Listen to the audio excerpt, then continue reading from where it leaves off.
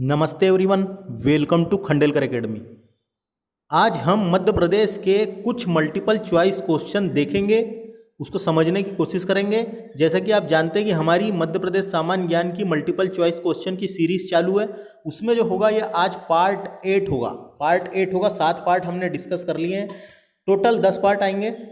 तो यह लेक्चर मेरे द्वारा डिस्कस किया जा रहा है। My name is Vikram Khandelkar. और आपको हमारी ये सीरीज़ अगर पसंद आती है तो हमारे चैनल पर बने रहने के लिए हमारे इस चैनल को सब्सक्राइब करना बिल्कुल ना भूलें, निश्चित ही आपको मदद मिलेगी। तो आइए शुरू करते हैं देरी ना करते हुए। देखिए पहला क्वेश्चन 255वें नंबर से चालू कर रहे हैं।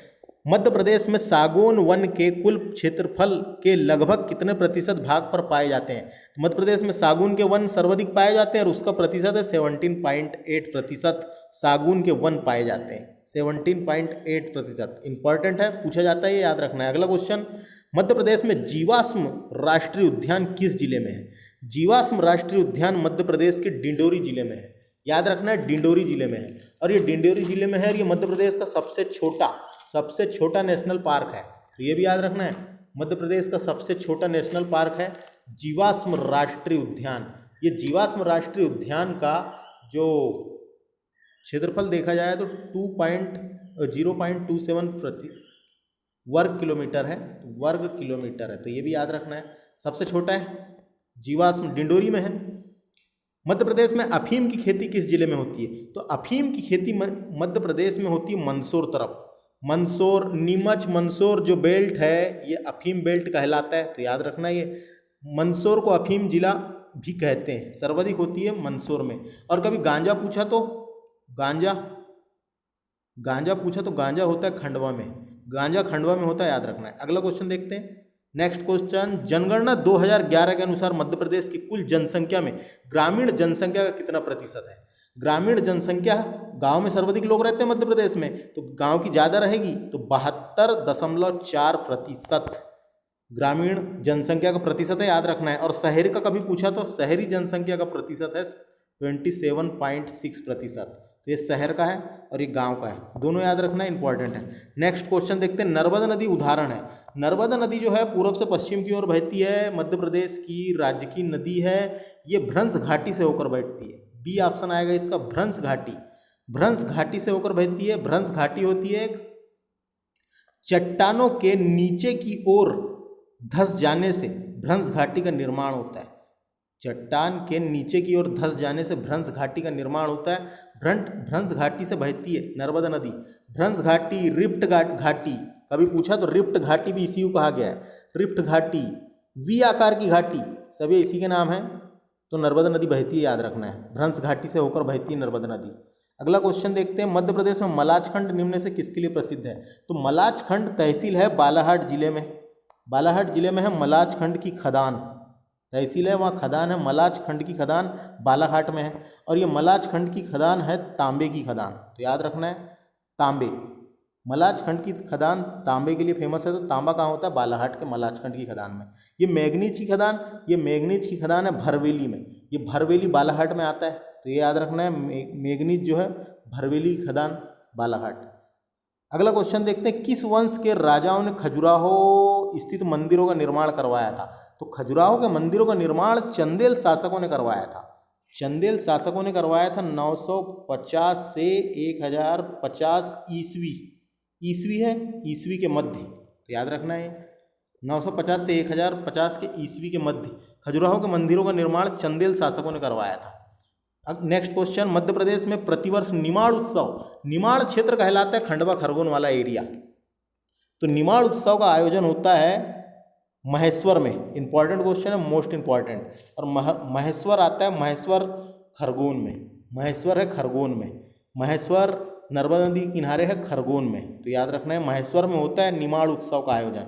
अगला क्वेश्चन, मध्य प्रदेश में कौन सा क्षेत्र सफ़ेद बाघ यानी व्हाइट टाइगर के लिए जाना जाता है? तो ये जो है, देखिए बघेलखंड भी ऑप्शन दिया है। निमाड़ क्षेत्र में नहीं होते, मालवा में नहीं होते, लेकिन इसका ऑप्शन हो जाएगा रोहिलखंड। देखिए सफ़ेद शेर जो होते हैं वो रीवा पन्ना के पठार में होते हैं। रीवा जिले में होते हैं, रीवा पन्ना के पठार में। अब रीवा पन्ना का पठार ऑप्शन में दिया है क्या? नहीं दिया है। तो इसका आंसर सही होना था बघेलखंड का पठार। लेकिन बुक के हिसाब से इसने दिया है रोहिलखंड का पठार। तो बुक के हिसाब से है रोहिलखंड का पठार। ये रोहिलखंड का जो पठार है ये उत्तर प्रदेश के दक्षिण पश्चिम में क्षेत्र में आता है। उत्तर प्रदेश के दक्षिण पश्चिम क्षेत्र में आता है, यानी रीवा पन्ना के पठार के ऊपर वाले क्षेत्र में आता है। तो रोहिलखंड सही होएगा, तो याद रखना है। लेकिन सफ़ेद शेर मध्य प्रदेश में कहाँ पाए जाते हैं? रीवा में। रीवा पन्ना के पठार में पाए जाते हैं, रीवा जिले में। कभी पूछा तो रीवा पन्ना का पठार का ऑप्शन अगर नहीं दिया तो बघेलखंड का पठार ऑप्शन देगा, वो सही होगा। तो फिर ये वाला ऑप्शन नहीं देगा। समझ में आ गया होगा आपको। आगे चलते हैं। खजुराहो के मंदिर ब्लैंक्स जिले में स्थित है, छतरपुर में स्थित है खजुराहो के मंदिर। उज्जैन स्थित महाकाल का मंदिर किस नदी के किनारे स्थित है? महाकाल की नगरी बोलते हैं उज्जैन को।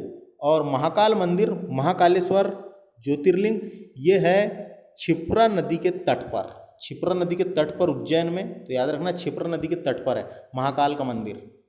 भीमबेटका की गुफाएं कहाँ स्थित है? तो ये भीमबेटका की गुफाएं हैं अब्दुल्लागंज रायसेन में। अब्दुल्लागंज रायसेन में है। भीमबेटका गुफाओं की खोज की थी विष्णु श्रीधर वाकड़कर ने। विष्णु श्रीधर वाकड़कर ने 2003 में इसे विश्व धरोहर में शामिल किया गया था, भीमबेटका की गुफाएं।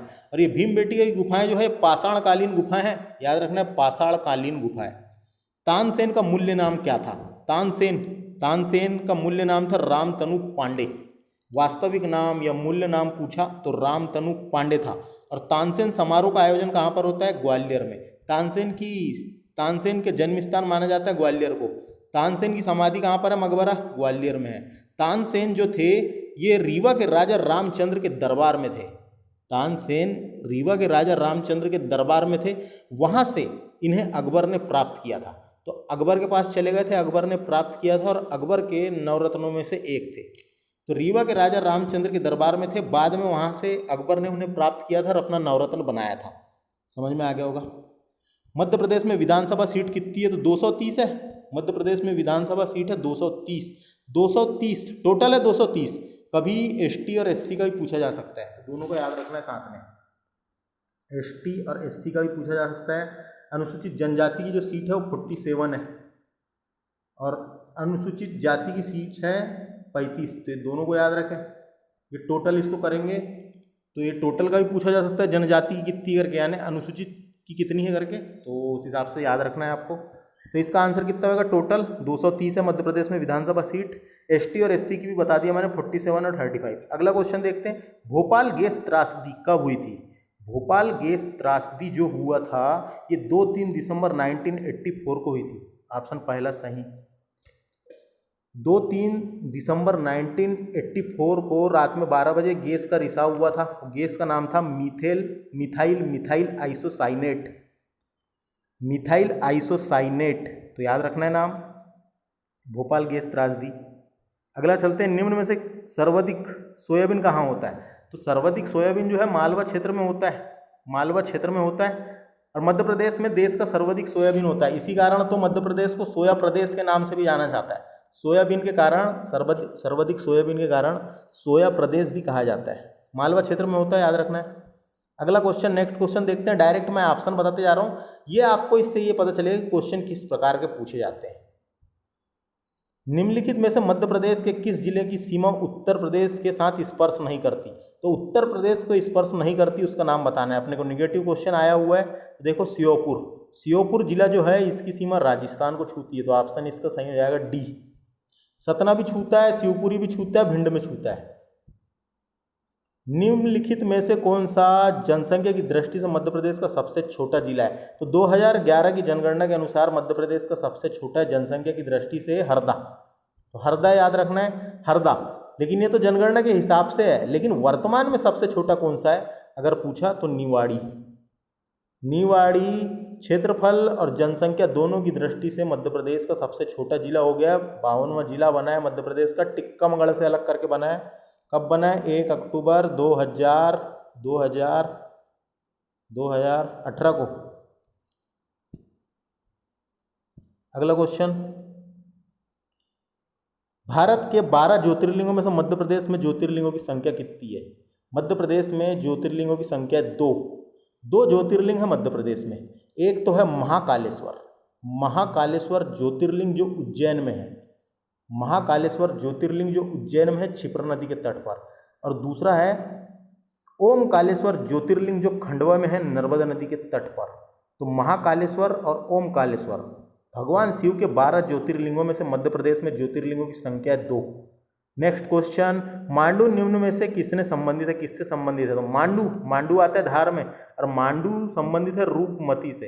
रानी रूपमती रानी थी मांडू की रानी थी। बाज बहादुर राजा था मांडू का, तो उसकी रानी थी रानी रूपमती, तो रानी रूपमती से संबंधित है। निम्न में से मूर्ति कला का प्रसिद्ध स्थान फाकड़े स्टूडियो धार में है। ये फाकड़े स्टूडियो रघुनाथ फाकड़े ने स्थापना की थी। नेक्स्ट क्वेश्चन, मध्य प्रदेश में प्रतिवर्ष अखिल भारतीय शास्त्रीय नृत्य कहाँ आयोजित किया जाता है? खजुराहो में आयोजित किया जाता है अखिल भारतीय शास्त्रीय नृत्य उत्सव, और ये देश का सबसे बड़ा नृत्य उत्सव है।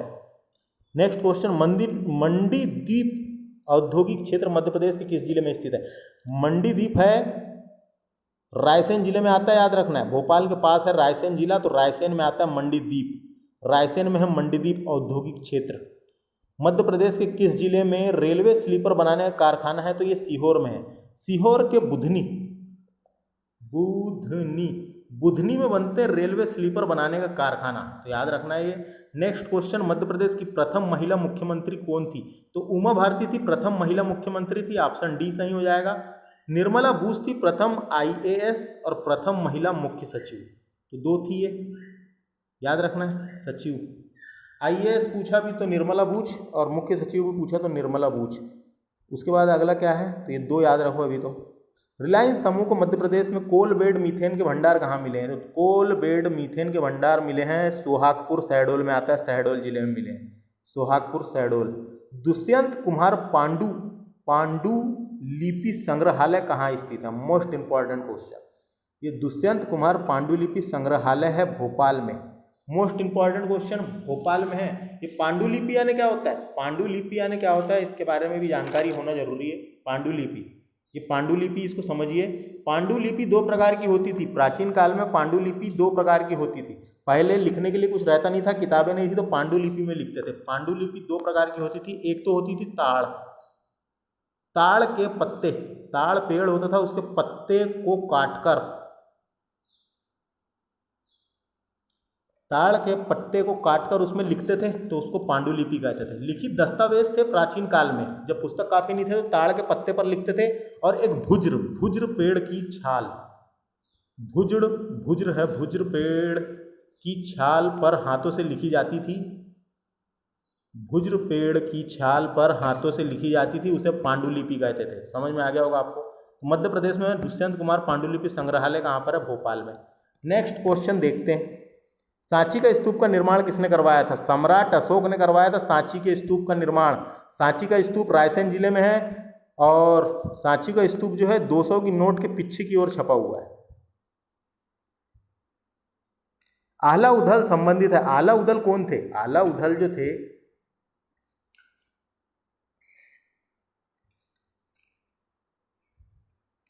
आला उदल का नाम सुना होगा। 2 भाई थे, वीर योद्धा थे, बुंदेलखंड के वीर योद्धा थे, महोबा से संबंधित थे, महोबा के योद्धा थे, तो ये महोबा सी आंसर आएगा इसका।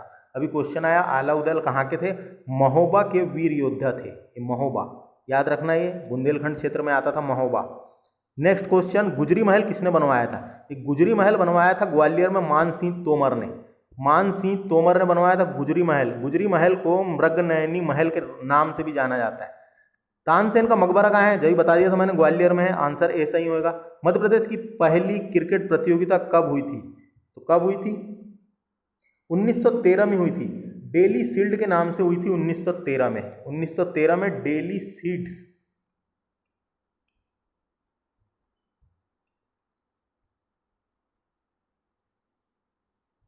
के नाम से हुई थी 1913 में। मालवा का पहला फल अनुसंधान केंद्र कहाँ स्थापित किया गया था? तो ये इंदौर में स्थापित किया गया है फल अनुसंधान केंद्र, मालवा क्षेत्र का पहला। भूवैज्ञानिक दृष्टि से मध्य प्रदेश किसका भाग है? तो मध्य प्रदेश जो है ये गोंडवाना लैंड का भूभाग है। गोंडवाना लैंड पुराना जो था एरिया, तो भूवैज्ञानिक दृष्टि से मध्य प्रदेश गोंडवाना लैंड का भूभाग है, तो बी आंसर सही होएगा, याद रखना है। मध्य प्रदेश का प्रथम कपास अनुसंधान केंद्र, यानी मध्य प्रदेश में कपास अनुसंधान केंद्र कहाँ पर है? तो देखो कपास कहाँ होता है सबसे ज़्यादा, कपास को सफ़ेद सोना भी कहते हैं। कपास सबसे ज़्यादा होता है निमाड़ क्षेत्र में, जहाँ काली मिट्टी होगी वहाँ होएगा। काली मिट्टी निमाड़ क्षेत्र में होती है, तो खंडवा और खरगोन वाले क्षेत्र में होता है कपास सर्वाधिक। तो सर्वाधिक कपास खरगोन में होता है, तो खरगोन में ही बनाया गया है, तो इसका ऑप्शन होएगा खरगोन। कपास अनुसंधान केंद्र कहाँ पर है? खरगोन में। मध्य प्रदेश के किस क्षेत्र में टंगस्टन प्राप्त किया जाता है? तो होशंगाबाद में निकलता है, टंगस्टन जिला कहते हैं होशंगाबाद को। सी आंसर होएगा इसका सही। नेक्स्ट क्वेश्चन, मध्य प्रदेश के निम्नलिखित में से किस शहर में नॉलेज सिटी की स्थापना की जा रही है? तो नॉलेज सिटी की स्थापना भोपाल में की जा रही है, इंपॉर्टेंट है। तो इस लेक्चर में इतने डिस्कस करते हैं, 291 तक डिस्कस किए थे। आपको हमारा सीरीज और वीडियो में कुछ सुधार चाहते हैं तो बता सकते हैं, तो इस हिसाब से कवर किया जा रहा है। तो इस लेक्चर में इतने ही, अगले पार्ट में डिस्कस करेंगे इसके आगे का। मिलते हैं अगले लेक्चर में, नमस्ते।